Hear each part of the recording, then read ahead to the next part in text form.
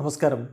Raf talk ഫുട്ബോളിലേക്ക് അവർക്കും സ്വാഗതം. ക്രിസ്ത്യാനോ റൊണാൾഡോയുടെ മകൻ, മൂത്ത മകൻ ക്രിസ്ത്യാനോ ജൂനിയർ ഇതാ പോർച്ചുഗീസ് ദേശീയ ടീമിലേക്ക് എത്തിയിരിക്കുന്നു.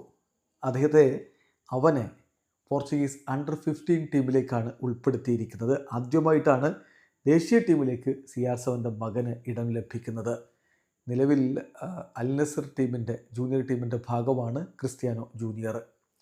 ഇപ്പോൾ പോർച്ചുഗലിൻ്റെ അണ്ടർ-15 നാഷണൽ ടീം ഒരു ടൂർണമെൻറ്റിന് വേണ്ടിയിട്ട് ഒരുങ്ങുകയാണ്.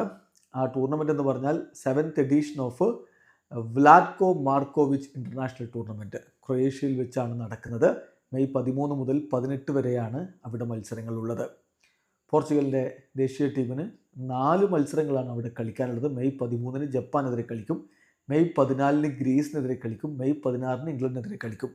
മെയ് 18 ഒരു മത്സരമുണ്ട്. അതിൻ്റെ എതിരാളികൾ ഇനിയും തീരുമാനമാവേണ്ടതുണ്ട്. അപ്പോൾ ഈ മത്സരങ്ങൾക്ക് വേണ്ടിയിട്ടുള്ള പോർച്ചുഗലിൻ്റെ അണ്ടർ-15 ടീമാണ് ഇപ്പോൾ പ്രഖ്യാപിച്ചിരിക്കുന്നത്. 22 അംഗങ്ങളുടെ ടീമിനെയാണ് ദേശീയ ടീമിൻ്റെ കോച്ച് ജാവോ സാൻഡോസ്, അണ്ടർ-15 ടീമിൻ്റെ കോച്ച് ജാവോ സാൻഡോസ് പ്രഖ്യാപിച്ചിരിക്കുന്നത്. അതിലേക്കാണ് അൽ നസർ താരമായ ക്രിസ്ത്യാനോ ഡോസ് സാൻഡോസിനെ ഉൾപ്പെടുത്തിയിരിക്കുന്നത്. അതെ, ക്രിസ്ത്യാനോ ജൂനിയറെ ഉൾപ്പെടുത്തിയിരിക്കുന്നത്. തീർച്ചയായിട്ടും ക്രിസ്ത്യാനോ ആരാധകരെ സംബന്ധിച്ചിടത്തോളം വളരെ സന്തോഷമുണ്ടാക്കുന്ന ഒരു കാര്യമാണിത്.